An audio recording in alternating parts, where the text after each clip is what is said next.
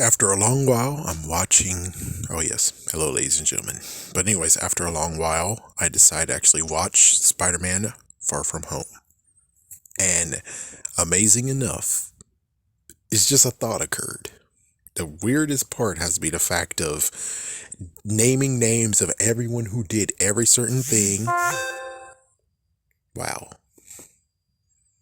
I'm going to still go. Anyways, he named everyone in his crew. I'm going to now call it the Mysterio Cabal or whatever. Anyways, it's amazing that all of them were still actually okay with the idea of ruining a child's life. They got the glasses. They got Edith. The only messed up part is your boss actually is a complete nut job and he snapped at you. You should have already just bailed and said, okay, we're done here. But no, we had this one person, maybe even three people, decide actually, yeah, let's leak the identity of Peter Parker. For what reason exactly? For what reason besides... I mean, it's good to just make Spider-Man public enemy number one and hated and booed. That makes sense. But actually going to the point of being like, oh, I'm going to leak his identity? What exactly do you gain from this? I mean, we saw No Way Out. Did they really actually gain anything from it? Did we actually see him gain anything from it besides ruining his life? Does that get you Edith back? No, it sure didn't. So I don't understand why did they do this. They should have just gracefully lost, and that's the end of it.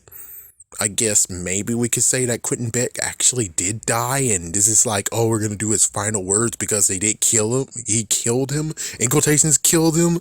But it's like, you know how unbelievable this is? This is as crazy as what if in the Green Goblin, he was able to straight up, in the first movie, he was able to straight up just tell everyone that the secret of Spider-Man after he died by his own glider. And he's like, yes, he rammed the glider right into me. And before...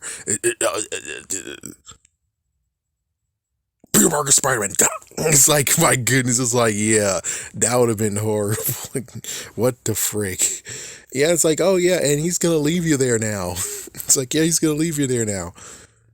Yeah, Spider-Man is like, Peter Parker didn't actually move his body and took it to somewhere who needs help, but considering Nick Fury and Maria Hill, but they're Skrulls, either way, why wasn't S.H.I.E.L.D. up on this? It's like, why wasn't S.H.I.E.L.D. up on this? Not to mention, again, I actually wrote it, when it came to damage control, how in the world did they not look into the glasses and be like, okay, who is registered with glasses? Okay, we have Tony Stark. Okay, Peter Parker. Okay, Quentin Beck.